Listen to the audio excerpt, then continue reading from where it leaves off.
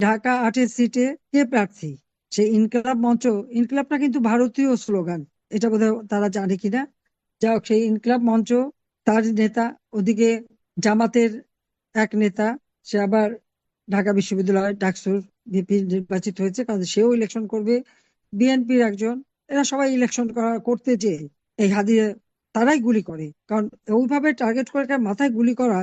জামাত যাদেরকে ট্রেনিং করায় নিয়ে আসে পাকিস্তান থেকে, বা এই বিএনপি হিজবুতধারী এরা ছাড়া আর কেউ ওভাবে গুলি করতে পারে না, কিন্তু তাকে হত্যা করার পর সারা দেশে যে নির্যাতন, অগ্নিসন্ত্রাস শুরু করেছে, তো তোমরা একটা লাশের বোঝা নিতে পারো না। আওয়ামী লীগের যে অগণিত নেতা কর্মী, তাদের উপর যে নির্মম ভাবে অত্যাচার করে করে হত্যা করা হয়েছে, সেটা কি একবার চিন্তা করে তারা? বিসমিল্লাহির রহমানির রহিম। আজকে এমন কতগুলি ঘটনা আমরা শুনলাম, যা মানে বিশ্বাস করতে কষ্ট হয়। এক একটা পরিবারকে এরা ধ্বংস করে দিচ্ছে, কিভাবে এক একটা মানুষকে হত্যা করছে।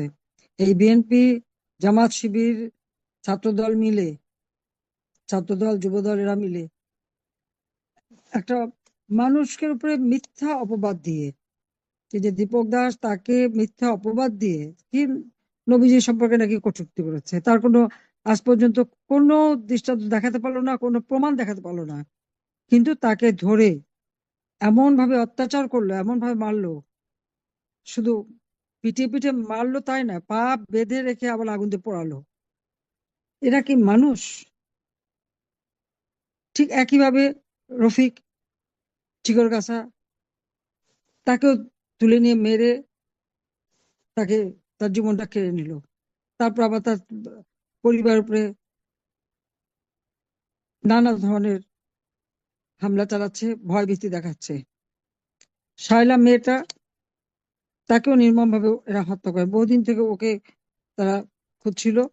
শায়লা শিকদার, ইডেনের ছাত্রী, তাকে মেরে গলা ঝুলিয়ে রেখে বলে আত্মহত্যা করেছে, অথচ তার আত্মহত্যা করলে গলায় তো দাগ থাকবে, জিভে বের হয়ে আসে, গলায় ফাঁস লাগলে সে তত না, তার হাত পায়ে আঘাতের চিহ্ন, এবং লাশ পর্যন্ত দিতে চায় না।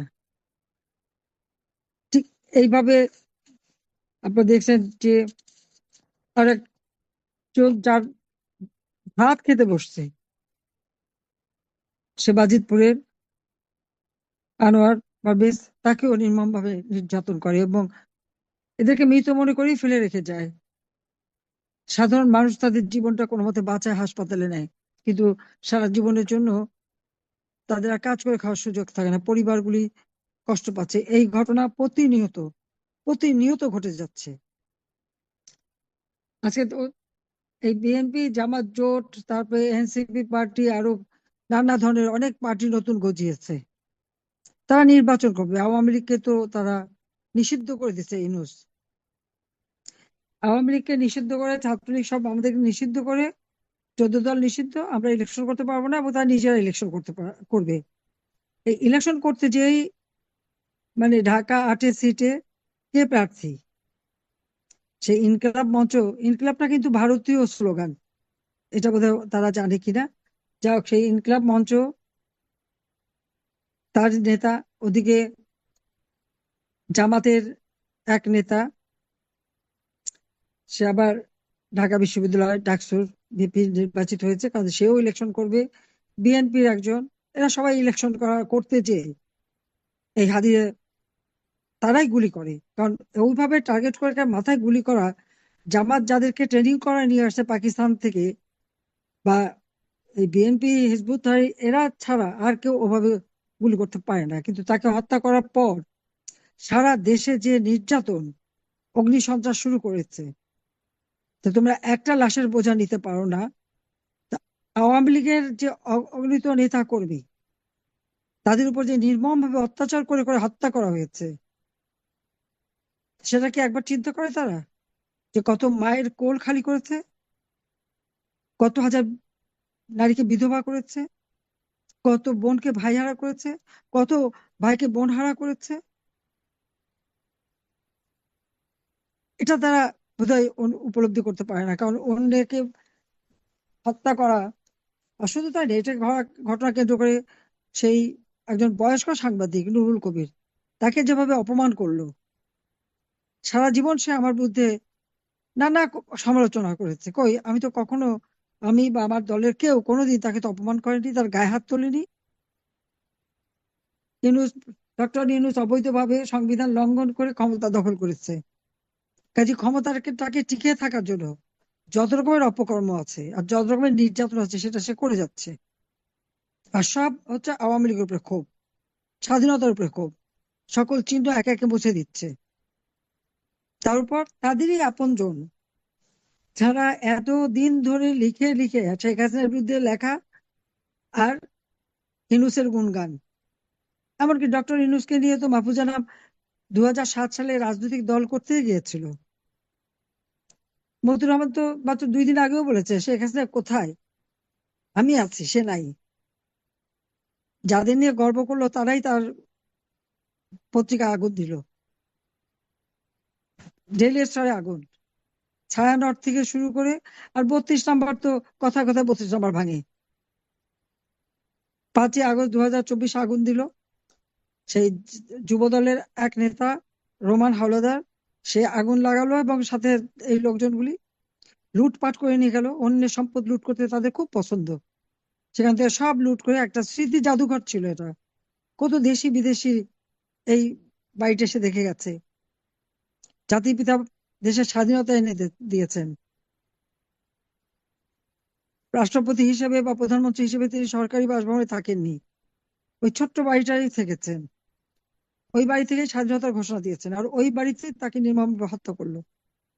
একই সাথে আমার মা, কি অপরাধ ছিল তার? আমার বাবা তো খালি জেলে জেলেই থাকতো, আর নয়তো সারাদিন দল নিয়ে ব্যস্ত। আর মা তো সবকিছু দেখাশোনা করতেন। আমার 3টা ভাই, সব তো আমার ছোট। কামাল জামাল মুক্তিযোদ্ধা, তাদেরকে হত্যা করলো। তার কেবল বিয়ে হয়েছে 1 মাসও তো পুরো হয়নি, সেই বৌদির হাতে মেহেদি রং তখনও আছে। তাদেরকে হত্যা করেছে। আমার 10 বছরের ভাইটা ছোট্ট রাসেল, তার অপরাধ কি ছিল? তাকে হত্যা করলো। আমার একমাত্র চাচা শেখ আবুল হাসেন, সেও মুক্তিযোদ্ধা, পঙ্গু ছিল, পঙ্গু মানুষটাকেও ছাড়েনি। আমার মেজো ফুপুর বাড়ি, সেজো ফুপুর বাড়ি আক্রমণ করে। সেখানে সেই শেখ ফজলুল হক মনি, তার স্ত্রী অন্তঃসত্ত্বা, সেও তো আমার সেজো ফুপুর মেয়ে। ওই অবস্থায় তাকে গুলি করে, দুজনকে স্বামী স্ত্রী একসাথে গুলি করে হত্যা করে। তার ছোট ছোট বাচ্চা, একটা 3 বছরের, একটা 5 বছরের। বাবা মায়ের লাশের পাশে গিয়ে তারা কান্নাকাটি করে, বাবা ওঠো মা ওঠো, বাবা ওঠো মা ওঠো, কে শুনবে বাবা মা? তাদেরকে তো হত্যা করেই চলে গেছে। আমার সেজো ফুপুর বাড়িতে যে গুলি করে, আমার ফুপুকে হত্যা করে, সেও মুক্তিযোদ্ধা। তার ছেলে, মেয়ে, নাতনি, 10 বছরের ছেলে, 13 বছরের মেয়ে, 4 বছরের নাতি, তার ভ্রাতুষ্পুত্র সাংবাদিক, মুক্তিযোদ্ধা, সাংস্কৃতিক কর্মী, তাদেরকে নির্মম ভাবে হত্যা করে একই দিনে একই সাথে। আমার বাবার মিলিটারি সেক্রেটারি, তাকে পর্যন্ত হত্যা করে। কেন এই হত্যাকাণ্ড? আজকে স্বাধীনতা পেয়েছে, জাতির পিতা বঙ্গবন্ধু শেখ মুজিবুর রহমানই তো স্বাধীনতা এনে দিয়েছেন। তার হাতে গড়া বাংলাদেশ, আওয়ামী লীগই তো সংগ্রাম করেছে তার নির্দেশে, জনগণকে সাথে নিয়ে মুক্তিযুদ্ধ বিজয় এনে দিয়েছে। এই স্বাধীনতা তো আওয়ামী লীগের অবদান, জাতির পিতা বঙ্গবন্ধু শেখ মুজিবের অবদান, তার নেতৃত্বে আওয়ামী লীগ এই স্বাধীনতা এনে দিয়েছে। সেই আওয়ামী লীগকে আজকে ব্যান করে দিল। আওয়ামী লীগ নির্বাচন করতে পারবে না। কারণ আমার বিরুদ্ধে, আওয়ামী লীগের বিরুদ্ধে এত অপপ্রচার করার পরেও বাংলাদেশের মানুষের আস্থা বিশ্বাস আমাদের উপর আছে। কারণ আজকে মানুষ তুলনা করতে পারে, ওই ডক্টর ইউনূস ক্ষমতা আসার পর দেশটাকে তো ধ্বংসের দিকে নিয়ে গেছে। হত্যা, খুন, লুটপাট, চুরি, ডাকাতি, বিএনপি আর জামাত শিবির মিলে আর ছাত্রদল মিলে যেভাবে করে যাচ্ছে সারা বাংলাদেশে, আওয়ামী লীগের একটা পরিবারও সুস্থ নাই। দিনের পর দিন তাদের উপরে নির্যাতন চলছে। অর্থনীতি ধ্বংস করে দিয়েছে, অর্থনৈতিকভাবে প্রত্যেকটা মানুষকে পঙ্গু করে দিচ্ছে। তার ফলে জাতীয় অর্থনীতিও আজকে ধ্বংসের মুখে। ইউনূস লুটপাটে ব্যস্ত, টাকা পাচারে ব্যস্ত। তার সাথে তার উপদেষ্টারা, আর ওই যে তার গুন্ডা বাহিনী, সন্ত্রাসী বাহিনী, সমস্ত সন্ত্রাসী, জঙ্গি, হত্যাকারী, খুনি, অস্ত্র চোরাকারবারি, 21 আগস্ট গ্রেনেড হামলাকারী, বিডিআর সেনা অফিসারদের হত্যাকারী, হলি আর্টিজানের জঙ্গি, যাদেরকে শাস্তি দেওয়া হয়েছিল তাদের সবাইকে মুক্ত করে দিয়েছে। অস্ত্র চোরাকারবারিকে পর্যন্ত মুক্ত করে দিল। ইউনূসের সখ্যতা এত কেন অস্ত্র চোরাকারবারির সাথে? নিজেও কি ওই ব্যবসায় জড়িত? নইলে 6,000 টাকা বেতনের ডক্টর মোহাম্মদ ইউনূস 5,000 টাকার 5,000 কোটি টাকা শুধু তার ফিক্সড ডিপোজিট, শুধু বাংলাদেশে আর বিদেশে যে কত সম্পদ, 48টা কোম্পানির মালিক, আসে কোথা থেকে এত? পূর্বাচলে 10 কাঠা জমি নিলাম আমরা, সেটা বড় অপরাধ হয়ে গেল, আর তার 4,080 কাঠা জমি, আর এখানে সব আগুন দিয়ে পোড়ালো। সেই ছায়ানট থেকে শুরু করে উদীচী শিল্পী গোষ্ঠী, প্রথম আলো, ডেইলি স্টার, এরা তো সবসময় তাদেরই দাবিদারি করেছে, তো সেটাও তো ছাড়েনি। ইউনূস কি ঠেকাতে পেরেছে? ঠেকাতে তো পারেনি। আর ইউনূস সব কাজ করে আবার মলম লাগায়, মিঠি মিঠি কথাও বলে। আর 32 নম্বর তো বারবার কোনো কিছু হলে আগে যে 32 নম্বর ভাঙে। 32 নম্বর বঙ্গবন্ধু ভবন স্মৃতি জাদুঘর, সে তো কিছু নাই, সব তো জ্বালিয়ে পুড়ে শেষ করে দিয়েছে। 2,000 থেকে 2,500 ছেলে মেয়ে দুস্থ মানুষকে আমরা প্রতি মাসে আর্থিক সহায়তা দিতাম। আজকে তারা হাহাকার করছে, কারণ আমাদের সমস্ত কাগজপত্র সব জ্বালিয়ে পুড়ে শেষ, ট্রাস্টের কোনো কিছু নেই, সমস্ত অ্যাকাউন্ট বন্ধ। এই লোকগুলিকে আমরা আর সাহায্য করতে পারছি? এই ছেলে মেয়েদের পড়াশোনায় আমরা বৃত্তি দিতাম, সর্বনিম্ন 500 টাকা, তার উপরে প্রায় 2,000 2,500 টাকা করে আমরা বৃত্তি দিতাম পড়াশোনার জন্য। আজকে সেই ছেলে মেয়েদের পড়াশোনা বন্ধ। দুস্থ যে মানুষগুলি সাহায্য করতাম, আজকে তাদের খাওয়া দাওয়া বন্ধ। কি জুলুম চালাচ্ছে বাংলাদেশে! এতগুলি অন্যায় করে যাচ্ছে, কিন্তু তাদের সেই অনুশোচনা নাই। পিটিয়ে মানুষ পেলে আবার আগুন দিয়ে পোড়ানো, মুক্তিযোদ্ধাদের কবরে আগুন, আর এদিকে এক হাদির জন্য কান্নাকাটি। হাদিও তো এই হত্যাকাণ্ড, মেট্রোপ্লাস ডিজাইনের একটা অংশ, এর সঙ্গেই তো জড়িত ছিল। তার মেটিকুলাস ডিজাইন, এখানে কোনো গণ অভ্যুত্থান না, বিপ্লব না। ডক্টর ইউনূস বিল ক্লিন্টনের অনুষ্ঠানে তো নিজেই স্বীকার করেছে যে এটা তার মেটিকুলাস ডিজাইনের মাধ্যমে, মাস্টার মাইন্ড দ্বারা সংগঠিত আন্দোলন, যে আন্দোলনে আবু সাইদ, মুগ্ধ থেকে শুরু করে একে একে সব হত্যাযজ্ঞ চালিয়ে সব দায়ভার আমাদের উপরে, আমাদেরকে শাস্তি দেয়। আইন শৃঙ্খলা রক্ষাকারী সংস্থা যখন গুলি করে, তাদের সময় গুলি করলে ওটা অপরাধ না। পুলিশের উপরে হামলা, জনপ্রশাসন, সেনাবাহিনী, তারা তো দায়িত্ব পালন করতে গেছে। তাদের বিচার করলে গোপালগঞ্জে যখন ইউনূসের হুকুমে সরাসরি গুলি করে আমার 6-6 জন 5 জন নেতাকর্মীকে হত্যা করলো, সে বিচার তো হচ্ছে না।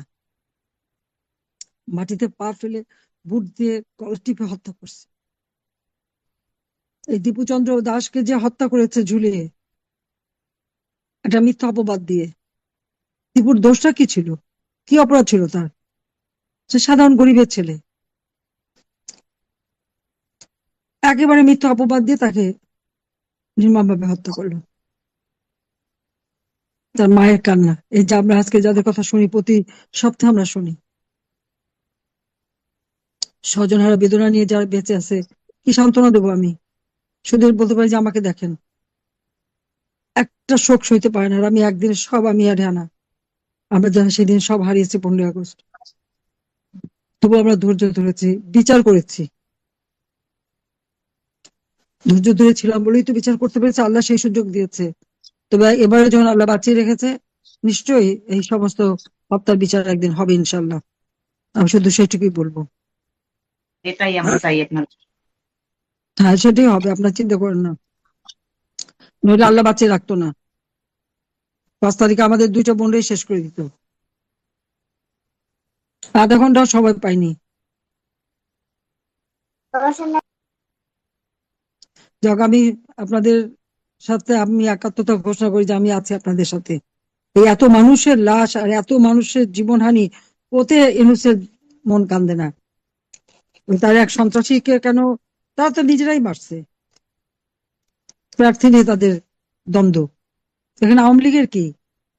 কিন্তু তো সব সব মারে তারা, আর যারা মারে তাদের দেয় দায় মুক্তি, পুরস্কৃত করে, আর সব দোষ হলো আওয়ামী লীগের, মামলা দেয় আমাদের উপর। এই খেলাই বাংলাদেশে চলছে, কিন্তু সত্যের জয় হবেই হবে, সত্যের জয় হবেই। সবাই ধৈর্য ধরেন, ইনশাল্লাহ সকলের জয় হবে।